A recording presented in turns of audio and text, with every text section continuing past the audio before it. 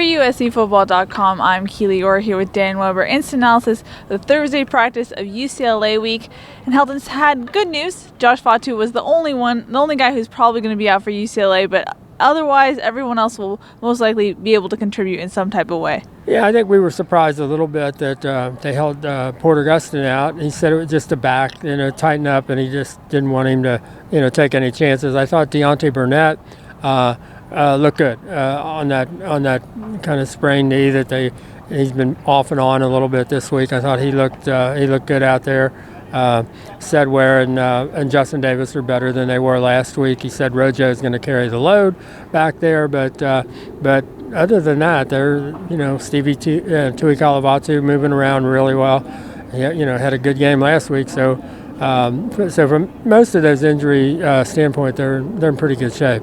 It was a typical Thursday practice, a lot of special teams work, but Helton singled out Ishmael Adams, so dangerous for UCLA on special teams, and that's partially why they did so much special teams. Yeah, he hadn't talked about that this week, and then he kind of explained how they practice with a little, and when this team puts in extra emphasis on special teams, that's a lot of special teams. But he said, it was Ishmael Adams, and he just, Clay said, he decided. He said, I just wanted to do extra work to get ready for him, punt returns, kickoff returns. So that was a little bit of a difference in today's Thursday practice. Another guy that Helton singled out today was Tack McKinley. He's on the D Line for UCLA. It's something that USC hasn't really faced yet with Sam Darnold. Sam Darnold, of course, hasn't been sacked.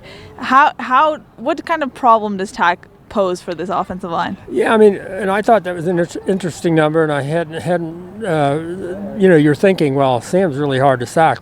He's sacked once in the last 5 games, so that's and that was, the other day at Washington, he just didn't see the guy coming, and it was just one of those, had he seen him coming, he probably wouldn't have been sacked either. But Sam's, been playing like, the first guy that gets free, there's no way he's going to get me. It's just like, oh, yeah, you think that's going to, and he just, leaves the pocket and runs around and find. And I think his completion percentage when you pressure him is more when you get him out of the pocket.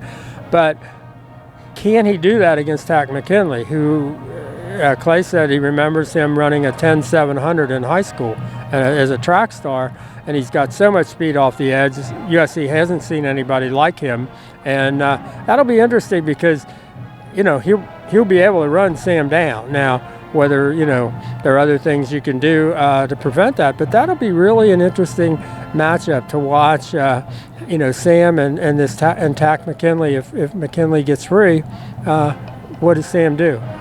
He's been basically able to, in a totally unhurried way, he just avoids that first guy, goes, finds open space, and then finds a receiver. We'll see.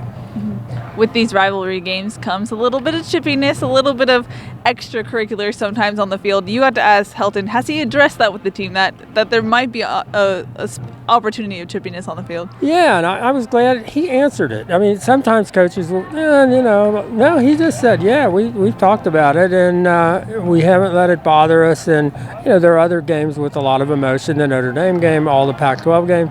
But he said, yeah, we've talked about it. And I don't think he wanted to say this game probably generates more of that and I think it generates it more coming from UCLA in a bad year. I think it's a tough game for them to be involved in, and so you could see how that might work. And they've kind of played with a chip on their shoulders anyway, so this will be it'd be interesting. He's trying to, I think Clay said, look, you guys, you haven't let it bother, at Washington, and as big a game as that was, you didn't let anything distract you.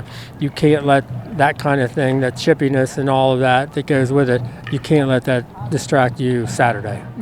Like you said, after coming off of a big win at UW, this has kind of been a low-key rivalry week. It hasn't been a normal rivalry week, that's for sure. Do you think there's any possibility of an upset or a letdown?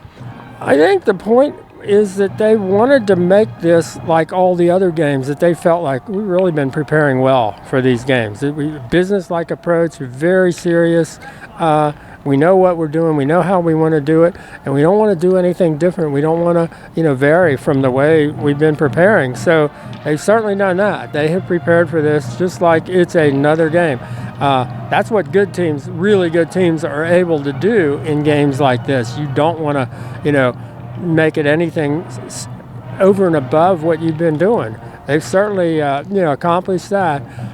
I would be surprised if they're not ready to play. I think, there have been years when USC didn't look ready to play because their game plan was so screwed up, or they just tried to change too many things because it's UCLA or whatever. And I think the thing that's good about this team is they haven't tried to change a whole lot. They just try to do what they do well and make sure they do it well. All right, that's going to wrap it up for Thursday practice of UCLA week.